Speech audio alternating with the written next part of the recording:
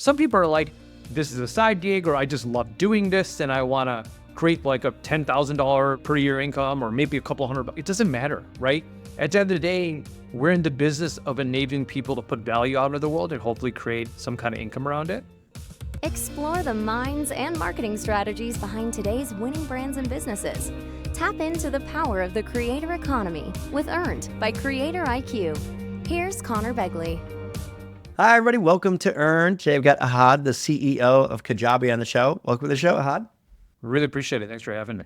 Of course. I think one of the things we were talking about before the show is, as a company, Kajabi kind of exists as this silent partner to creators, even though you've had an incredible amount of success, right? Hundreds of employees, tens of thousands of creators, or even way more than that. Just for the audience that doesn't know you, tell us a little bit about what the company actually does.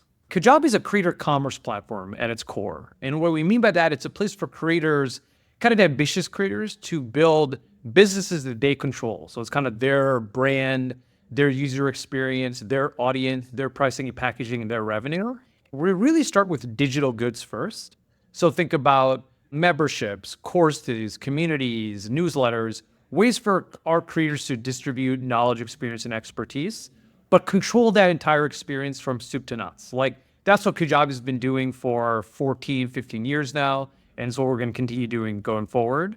To your point around like how we sit in the market, we do sit behind the creator. So the metaphor I always like to use is like, think about Kajabi as like the people in the background with the hard hats on and the picks and axes building, while the creators up front creating content and building audiences, stuff like that. We're in the background really helping them build their business platform that enables them to make an income and do what they love. Like, that's fundamentally what we are. And who are the types of creators that work with you guys the most? Like, if you were to describe the typical profiles of like, these are our ideal fit, what do those people look like? The first foremost part is that people who are in the business of knowledge, experience, and expertise, right? That's probably the foremost part of it. But when you look at the industries and where they come from and life stages, it's like the most random assortment of the internet in the coolest way, right? In the way the internet kind of turns, we have a constructor, like a creator who teaches people how to pass a trucking exam, right? Very esoteric, very, you think small, 7-figure business. We have a family in Australia who teaches people how to become like a certain kind of beekeeper, amazing business. Like, people how to do your taxes, do the guitar, men, women, adults, younger adults. Like, it's just really fascinating. But the main characteristic they have in common is that they're creators, but they're kind of entrepreneurial creators. They understand why a platform like us is a better place to build a business than a social media platform or other places because of how our business works. But honestly, the coolest thing about the business is like, when you look at the industries and where the people are located and all this kind of stuff, there's no like cut and dry, this works on Kajabi, this doesn't. It's really coolly fragmented, like the way the internet is. So it's a fascinating place to be spending time. Yeah, we had a couple people on from YouTube, and they were talking about Wojcicki. Yeah. So she was the longtime CEO, has passed away now, which is very sad. But they said she had like 15 OKRs. And like, how can you be so unfocused? She's like, you have no idea how big YouTube is. It is so big, and there are so many pockets of different communities and approaches and styles, and like, you can't simplify it down to one thing. And so I have to imagine you mirror that. Again, we're not the size of YouTube, as YouTube's like a tremendous platform. But you're right around the use cases. It's like entrepreneurship, right? Entrepreneurship is this like very unique journey for each entrepreneur. Like, no path is the same.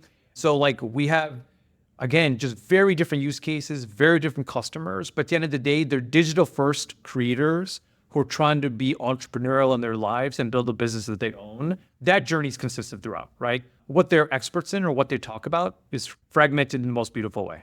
For those that may not know what digital goods are, that's courses, that's content, that's newsletters, it's communities, it's coaching, it's all those things. Those are digital products, right? And so those are opportunities for creators to interact with their audiences and provide products that provide value to their audiences, and as a result, make an income that they control too. So that whole approach is what we do as a digital first commerce platform. Yeah.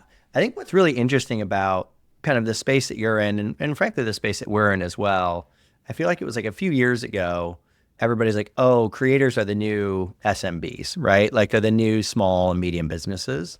and there was a flood of cash into the space, like a shocking amount of money.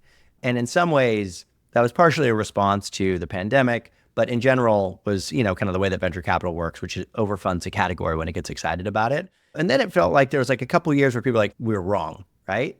And I'm like, no, you weren't wrong. You're a little early, right? Because like a lot of these people are still getting to the point where they can make enough money that it's a full-time job, basically. But I'm curious, knowing that you came in around 2020 and then have gotten to see this last 4 years as COO and then CEO, what has been your observations around this last 4 years in this space? And then where do you think it's going to go over the next, call it 4 years? Yeah, it's a great question. And I totally agree with that assessment. What is happening is that you get a lot of capital in it and a lot of ideas are tried. And sometimes great ideas work, sometimes they don't. I also think the pandemic, particularly in the digital commerce place, created this like sugar high that when I think about the 4-year journey I've been at, or almost 5 years now, the pandemic created like an unnatural event. And then after pandemic, it created like almost like a depression. And what ends up happening is that the way we built Kajabi and our founder built Kajabi, it's like a very fundamentally sound business because we think of ourselves as a commerce platform. So even with the ups and downs, we can't go away because we're powering significant businesses for our customers, right? So we're very methodical about the way we grow, about the way we run their business. We want to be very aware of like the creators who build business on Kajabi are paying house payments, car payments, education, like real commerce happens here. We've powered over $8 billion since our inception. It's over $2.5 billion a year. So we take that piece very seriously. One of the things we take really seriously at Kajabi is our community and how do we learn from our community, interact with our community, because they're the entrepreneurs, like the ambitious creators, the ones who are doing the work in terms of building these businesses. And talking to them has been fascinating, right? And talking to ones who are Kajabi curious, I call them, who are like, what does Kajabi do? You can see the sophistication of the broader creator economy start to get better and better. Meaning the questions people asking now are like a lot different than they were a couple of years ago. It was, how do I start a YouTube channel? What do I need to get covered? People still think about that, but they're also thinking about, how do I build a business around what I do and use YouTube or TikTok or LinkedIn or Twitter as an audience building platform, but build businesses and build revenue that may be off one of those social media platforms. And that's where we play a really big role. Our general thesis is it's an and, not an or. Social media platforms are awesome places to build your audiences, but they're not great places to build a business. Kajabi is a great place to build a business. So to answer your question, I agree that we're super early. Like, I really believe we're still super early in this. I think people are understanding the good and bad of the creator economy. Sometimes the brand deals are awesome when marketing budgets are through the roof. They're really tough when they're not. You got to build revenue that you kind of make money while you sleep, so you're not like a slave to an algorithm. Like, all those things are starting to really hit creators home, and that's the kind of the learning curve. And we're very fortunate because at the end of that, we solve a lot of those problems, particularly for those digital first creators. And so when we think about the next 4, 5, 10 years, we think about that sophistication or that like education that's happening among the creator economy, which we're proud to play an assertive role on, talking about creator commerce. Obviously, what AI is doing, we think that's a big boon for creators, particularly digital ones. What's going to end up happening is that AI is going to be the great commoditization, right? Like, I have a CEO coach, and the things he says to me are, you could read a lot of them online on different blogs and things like that, but the reason it really resonates with me is because of the things he's accomplished in his life, right? And so what that is a proxy for is brand, right? Brand is going to matter infinitely more in a world of commoditized content, and the people who are able to utilize what they've done, their knowledge, experience, expertise, create an audience because people are like, oh, she's done it before and I want to listen to what she has to say because she's demonstrated like success. And then it's up to her in terms of how she wants to monetize that audience. Like, that dynamic is what we think is a future of the creator economy. So again, it lends itself to our type of platform where it's the creator's brand first or second, like that entire business model and market approach. I just think we're in the early innings of that, and we're really excited to see how that plays out over the next 5 to 10 years. Yeah, I love that perspective. The content has to be one of two things in order for it to work, right? It either has to come from a place of authority, like Elon Musk is saying this, right? And that means more that he's saying it.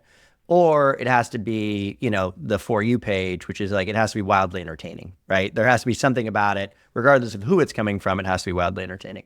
I think that's right. I mean, the place we squarely place ourselves is the former part of what you're describing, right? Yeah. The For Me page is a great place for like things to go viral and for you to get broad exposure. If you're lucky enough to hit the For You page and get that kind of output, it doesn't create income per se. It creates awareness, right? We think about it like a funnel. Like that's a great starting point of like, oh my God, you've gone viral. Now think if you're an entrepreneur, you think of yourself like a business owner. You're like, all right, I have potential audience. How do I create content that brings people down my funnel, but then enables me to build a business in whatever way we want, right? It could be a brand deal, which is great, right? It could be sponsorships. Awesome. It should be also home owned and operated property that you control. And that and piece, we just found more and more creators starting to think about themselves with that in mind. Yeah, I mean, I think that's one of the bigger misunderstandings of the space that we're in is, people assume it's like you build a big audience, you partner with some brands, you run some ads, that's like how you make money. And it's like, actually, if you look at the vast majority of creators, like I'm a creator, I create on LinkedIn. I've got 10,000 fans. I've never made a direct dollar off of that, right? But what does it do? It better supports CreatorIQ, which is the business that I'm involved in. Or, it's like, I always think of this, I was like car shopping. And I was finding YouTube videos from it was like random car dealerships in Idaho, right? Like giving me a breakdown of the latest GMC Yukon. They don't make any money from that video, right? But like it raises their awareness. People get to know them. It drives people to the dealership.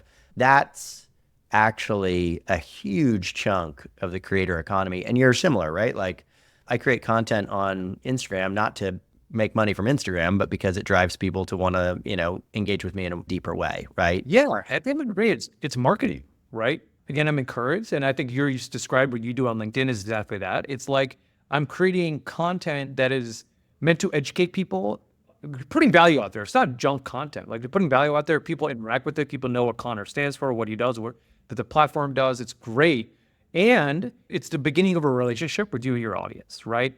And it's up to you as the entrepreneur in terms of what is your goal here? Is it to make money? Is it to just get your name out there? Like, again, the entrepreneurial journey is very unique and distinct and bespoke depending on what that creator wants to do. But I agree with you. It's like that's just the beginning of a relationship of whatever manifestation that creator wants. But social media platforms are a great place to spend time because so many people are already on those platforms. You need to go to the ocean of customers to create content. But if you're trying to build a business, we just think it should be an and, not an or with Kajabi. Totally. So what's interesting about kind of the stage of business that Kajabi's at is you're about the same stage as us, right? Different, but like similar, like we're at, call it 350 employees, rough certain size. I think you guys are like 400 or 500, whatever the number is. And we've both taken on investors. And so, you start to think about, well, what's the next stage, right? And the next stage typically looks like, call it one of 2 to 3 paths. One path is like bigger fish says, I love what you're doing. I want to plug you in. This is the right fit. Another path is like, hey, we're going to keep growing and we may start buying other companies and integrating them in and build out like a platform, right? And then you take that either to, an IPO or to an acquisition, whatever it is. Let's assume we'll put like acquisition off the table. As you think about what the platform build part of it looks like what are the areas of the world that you go, that would be really interesting for us to either partner in, to acquire, to invest in? Like, what do you think about outside of what you do today that you think would be an interesting kind of combination? We made an acquisition of a company called Begley for a communities product about 1.5 years ago, almost 2 years ago. We know this is surface area that we want to have native to Kajabi. We can either build it or we can buy a great entrepreneur and a great team to help us build that within Kajabi. So we took that path, and that has been a great success for us so far. I think we've powered maybe $400 million of GMV on Kajabi via our communities product this year. So it's been a great boon for our customers because at the end of the day, our main KPIs, if our customers make money, we're happy, and it seems to be doing pretty well. When we think about the future, you know what inevitably ends up happening on a platform that has so much diversity of business like Kajabi does, is that you end up not being able to solve every bespoke problem at scale the way 1 or 2 or 3 customers might want, right? And what that means is that there's a big opportunity for us to build an ecosystem around Kajabi, right? So our R&D team we can't go after everything, and we don't want to, because what ends up happening is that if you're not focused on something, if you're focused on everything, you're not focused on something, and we want to be more meaningful in our core stuff than everything to everybody.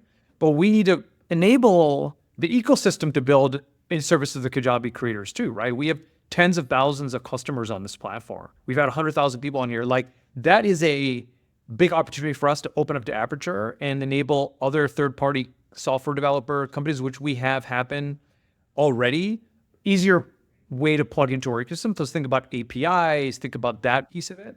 And those things don't happen year with zero, but when you launch it, it's one of those, hey, in 3-4 years, we're going to have a lot of people building really cool products around Kajabi as long as our core capabilities continue to be best of class. And so that's how we're thinking about building. We think about building independently in perpetuity, because I think that's the right way to approach company building. But partnerships and stuff, and we love. Like, we did in a partnership with Adobe earlier this year around Adobe Express, enabling that kind of content creation to happen natively in Kajabi. Been fantastic, and Adobe's been a great partner. We'll have a couple of those launched next year as well. So we are trying to be thoughtful about partnerships. But when we think about building the business, we build like, hey, we're going to do this for the next 20 years. What are the right decisions we're making now to help us fulfill that goal? Yeah. Adobe sits in a really interesting place. I've been thinking about them a lot lately. I think because in our world, right, which is the kind of advertising world, primarily the brand advertising world, the assets that are being utilized in advertisements on websites, in materials of marketing, all varieties, are increasingly coming from other people, right? It's like somebody else is creating that and then I'm using it, right? Or I'm adjusting it and cutting it and whatever. Because that mix is moving more and more towards other people's content, it's going to be more and more important to Adobe over time, right? I think they sit in a really interesting place in our ecosystem in a way that I hadn't really thought about until the last couple of years. I think they've done a good job too. Like, when you think about Adobe historically, they were focused on the professional kind of like digital, like think about your director or your high-end photographer, and building like fantastic tools to enable them to like execute against their vision, those professionals. And I think the push with Adobe Express particularly has been after like non-professional, like Kajabi creators, right? They love that tool because it's like, I need a website template. I need an email template. I need a visual of X doing Y. And like a lot of what they've done with AI and all that creates this opportunity to instantly have digital assets and integrate those digital assets into digital product. And then for our creators, it's awesome because they're like, you just solve all my content creation needs with Adobe. I can build the product in Kajabi and I can distribute within Kajabi. So it creates this really tight commerce loop, which we found fascinating. They've been a great partner, and we think about other people like that in the next year or two that all have the same mission of powering digital commerce or powering the digital ecosystem. There's a lot of potential there for sure. Totally. Well, and you've got Canva rising up too, right? They've gotten a lot of attention within that like semi-professional or creator side of the ecosystem. That's really cool. I loved the comp you used talking about yourselves, saying like, what Shopify is for physical goods, we are for digital goods, right? And I think that a lot of the success of Shopify is, the ecosystem that's been built around them. Like, we can't build everything, but people can plug in and integrate and have all the edge use cases built for them, right? But I'm curious, for you guys, how many creators are on the platform today? And when you look at KPIs, like you talked about GMV being one of them that you're paying attention to, what are the things that you really pay attention to as like the strongest, the best signals for health of the business? So we do start with GMV because for us, if creators are making money, the way our business is built, there's a subscription revenue is a main part of our business. And subscription revenue usually relies on, hey, are you providing value to somebody for them to renew their subscription, right? And the way we've described value is if they make money on the platform, they stick around forever, right? And so our main KPI is like, are they making money? What do we do in service of that journey? When you first start, how are we making sure that you understand what Kajabi is, but getting you to that moment of, oh gosh, this idea that I had of like being a coach on teaching how to play tennis, like, am I able to get those type of creators on the platform and get them to be like, I had this crazy idea, I made $100. Like, that is a monetary event, but most important is a psychological event of them being like, I can do something with this, right? So we think about that piece a lot. It's like, how do we make sure the onboarding experience yields the best results there? Because if you can show that, people will start investing in themselves, right? Because they know this is real. And it's awesome. It's actually a really fun place to be, because every time we have an all hands, we invite like a creator on to talk for the first 15 minutes. They talk about the good, bad, and ugly of Kajabi, why they started, why they love it. Here's the things we want you guys to improve. Like, it's a really cool conversation. But we really do start with their journey first, because their success is our success, literally. That alignment is really cool to have. There's no like if, thens, or buts about it. Everybody knows. If Right. this goes up, it is good for us and it is good for them. Totally. And if you, it's hard to find that kind of alignment in life, right? So that piece is great. And even to your point, like, we're really lucky. Like, the average creator at Kajabi makes like $50,000 a year, right? That's not like one person making $1 trillion. That's like very distributed across the tail here, right? And so not everybody also is in it to make $2 million a year. Some people are like, this is a side gig, or I just love doing this and I want to create like a $10,000 per year income, or maybe a couple hundred. It doesn't matter, right? At the end of the day, we're in the business of enabling people to put value out into the world and hopefully create some kind of income around it. That's like the best part about this whole thing. We're doing really well right now, which is a fantastic thing to be saying in this economy. It's like, it's been a rough, I think, couple of years for creator economy, but we're coming out of it stronger than we have for a long time. And we just keep focusing on evangelizing what creator commerce is to the world, getting creators to continue to think of themselves not just as entertainment creators, but ambitious creators who are trying to build sustainable businesses. And the more we can do that, we think it's going to resonate with people. And then they're going to be like, man, where should I do this? It should be at Kajabi, because, again, we're aligned with the creator. Everything we do is for them. But our number one goal really is to like, and we just did a big rebrand around this, is to focus on making sure people know that this is an option for them in terms of the right way to build a creator business. That's what the medium and long-term future is going to be for this entire ecosystem. I feel like there is, this space got very, very popular and continues to be popular. But you do have people that question, like, is this the right way to do things, right? Is this the right way to monetize my audience? Do we need another creator course kind of thing, right? In some ways, when you have a category, it's like LinkedIn, right? Like, publishing on LinkedIn can be a little cringe, right? But in some ways, that's where the opportunity is. It's like, I remember my wife's friend, this is like 10 years ago, she started creating content on Instagram. She was like a school teacher, and everybody kind of whispered, like, that's kind of weird. Like, why is she doing that? Like, that's kind of cringe. And then now she's got a couple 100,000 fans, and that's how she makes money. She's loves it, right? And she owns it. On your wife's friend, like, there's a business called Teachers Pay Teachers, right? I don't know if you remember these guys. Really interesting business. And what ended up happening was, teachers are like notoriously underpaid. And a lot of the times they're under-resourced too. So they're like, man, I have a class of like 20, 30 third graders, and I need material, right? The school will fund the material. I don't know where to go for it. So you go to Teachers Pay Teachers, and these other teachers helping other teachers solve that problem. And what a lot of those ambitious teachers did was they go to Instagram and they build audiences around, I build these digital goods or digital downloads, and they end up making way more, multiples more money doing that than they did teaching, right? So it's both an alignment on like how we treat teachers as a society, but also it's a nod to like, your wife's friend is like an ambitious creator. Like, she knew what she was doing. She's going to use Instagram for what it's great at, is like audience accumulation.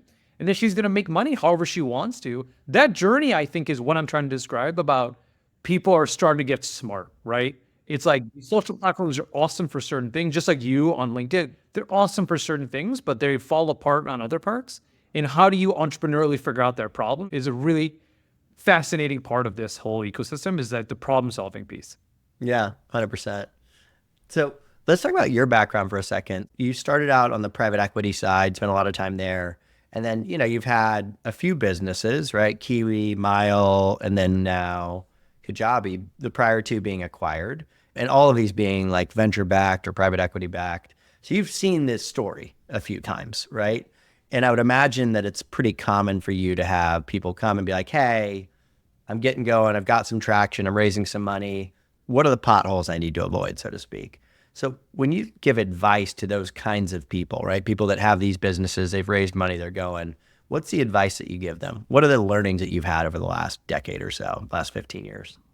It comes down to, at the end of the day, in the fundraising process, are you partnering with somebody who believes in the vision that you have for your business, right? Because if you have divergent approaches to what you want to do. Like as the founder or the CEO, like the operator of the business, it's a very tough spot to be in where your investors like take a left and you want to take a right. I would just try and avoid that. So make sure there's like visceral alignment around it. I also think when things are tough, that's when you see people like really show their like true colors, right? And the way you can try and diligence that is talk to entrepreneurs or other operators who've worked with XYZ investor and been like, how were they when things went south? And try to poke on that a lot more. Because when things are great, everybody's high-fiving, right? When things are tough, you're just like, oh man, what do we do here? And people show their true colors. I think at the end of the day, though, it's like with investors, with anything, with your employees. Our employees all have equity in the company, which we're really proud of that. It's like, hey, you're putting a lot of work. Let's make sure that you all benefit from that too. Performance and growth and building the right business in the long term is the right approach, and making sure everybody's aligned on what you're trying to pull off. So I look at my job as a big communications job, right? It's communicate with my team in terms of what we're trying to do and the why we're trying to do it, can communicate with our customer base in terms of what we're doing and again, why we're doing it. We just had a big event in Los Angeles called Kajabi Here Live, where we got like hundreds of our customers together and we just walked through a roadmap, like transparency, and then communicate with your investors and be like, what are we doing and why are we doing it? And if all those three constituents, the story you're telling is very similar, then you're doing a really good job, right? But if you're managing one this way, one that way, one the other way, I think you're setting yourself up for failure. And I think that's where I mean by like a shared vision, a shared language, and a shared goal. I think you're going to get there in a good way. You can't predict the future, but if you do that, you control the things you control. I think it can be really good to bring on investors, right? They have a lot of insights on how to build businesses. My investor base has been fantastic, right? It's mostly because we have good relationships built on trust when things are tough. Again, I always think about it like those three constituent parts. And if you're telling a consistent story, you're on the right side of the equation there. What has your experience been like in the actual CEO spot? Because I feel like your background is more COO, CFO. It's obviously a very common transition, right? Like that's what Tim Cook did. It's worked out pretty well for Apple, I'd say. What's different about being CEO versus being COO? This is going to sound dumb, but it's like the impact of the seat. Like just by having that title, what ends up happening is that your words go a lot farther than even sometimes you anticipate, right? Earlier on in my tenure, I'd be talking to the team and be like, can we look into this? In my head, I was like, I don't need somebody spending weeks on this thing, but I didn't articulate that, right? Yeah. And by not articulating that, this person, she like went down and did a fantastic job, deep dive, all this stuff. And it was like, here you go. And it was an early lesson in terms of just the power of the seat and how you have to be thoughtful about that. But another thing, the CEO of MyLikeU had this moniker. He's like, tell them what you're going to tell them. Tell them what you told them. You just got to repeat yourself again and again and again and again to make sure that everybody's in alignment with what you're doing, why you're doing it, almost to a point of inducing nausea. Like that is kind of the goal. Those are two learnings I think that have benefited us and I've gotten better at over time. I don't think I started there, but you realize those things matter because you're trying to move. For us, it's like near 350, maybe 400 employees. You're trying to move a sizable ship in a one direction, but in order to do that, everywhere you show up, particularly in Zooms, you got to say the same thing. So everybody's hearing the same thing. So there's no ambiguity, but that's a huge part of the job. I've functionally served as like the face of the company, both pre-acquisition and then post-acquisition by CreatorIQ. I've told some version of the story probably 10,000 times, right? Like maybe more. But in reality, that is one of the most powerful things you can do. It's insane how many times I've told it. But at the same time, like the story I tell today is not exactly the story I told 5 years ago, right? And it shapes and it adjusts. You learn based on that feedback. So yeah, I 100% agree. I feel like the kind of prevailing wisdom I've accumulated, right? We're like 160 interviews into this thing. Yeah. And when I look at the leaders that have done a really good job, what you find is those two things, right? It's like communication, consistent over communication, and then focus, right? Which you mentioned earlier. It's like, we got to pick what we're going to focus on. And that means saying no to a lot of other things. And that's okay. We're in the middle of like planning for the next year, like everybody is right now. We're kind of at the end of it. But the question I always have is like, what's on the cutting room floor, right? Because it tells you a little bit about what tough decision did we as a team have to make in order to decide what our roadmap will be. And if it's a really interesting idea on the cutting room floor, that's a fascinating thing. And then you get to debate like, well, why is it and what made it and all that kind of stuff. But at the end of the day, you have to focus. If you have finite time, finite resources, and you can't be everything to everybody. I think I totally agree with you in terms of focus and making sure you're not trying to do everything all the time. Yeah, for sure. Let's do like one fun end of show question. So for you, if you had to create, and maybe you already have, but if you had to create a kind of digital good, like a digital good that you would sell, what would you sell? What would be your set of courses? So Kajabi historically has been known as a course creation company. Like the cool thing about us now is like, I was thinking about looking at a stat we had in the last 45 days. I think 40% of the products created have been non-courses, right? We introduced coaching, community, digital downloads, newsletters, all these things over the last 2 years. And so when I think about it, I actually build a community around like youth sport coaching. So I have 3 kids. I have a 14-year-old daughter, I have a 12-year-old son, and then I have a 3-year-old surprise. And the older 2 are like just regimented in sports, right? It's soccer and tennis or some kind of combination of the 2. I'm always really jealous of the coaches there because how do they have such a cool impact on these kids, right? You get them to think a certain way, both mentally, physically, in soccer as a team, in tennis as an individual, you got to work through your problem. I would love to get together like a community of coaches across like different sports and learn from each other. There's a lot of commonality there. Like I said, mentality, training, scheduling, college recruitment, all these things are in there. Being a parent, right? Just balancing it with being a parent. Like half of it's like you're basically a taxi service for your kids, driving them around to practice. My days are working from the car at 7:00 last night because I'm sitting there waiting for my kid to finish soccer practice, right? It's like a weird, like masochistic thing, but I kind of love it. But that's where I would start. I'd build a community around like people focus on like right before college or maybe middle school, high school, youth sports, and just talk about the good and bad of it. Communities are really cool because people talk about, oh, it's awesome, but also what's tough about it. And that kind of sharing and trying to get really thoughtful speakers and people like that to come in and like talk about the journey. That would be a fascinating part for me to spend time in if I were a digital creator. I love it. I love it. That's a great answer. And I don't think it exists, or if it does, I don't know where it is. Well, I really appreciate you taking out the time. Congrats again on all the professional success, but also the success of Kajabi. I think, again, sometimes you have these companies that like are powering big chunks of the economy, but like not as many people have heard of them, right? Because they're not like a forward-facing brand in that way. So I love that you guys are just crushing it. So congrats. Well, thanks so much. I really appreciate the time. It's been great to catch up. Be a friend, tell a friend, and subscribe. Earned by CreatorIQ. CreatorIQ is your all-in-one solution to grow, manage, scale, and measure your influencer marketing program. Ready to unlock the power of the creator economy?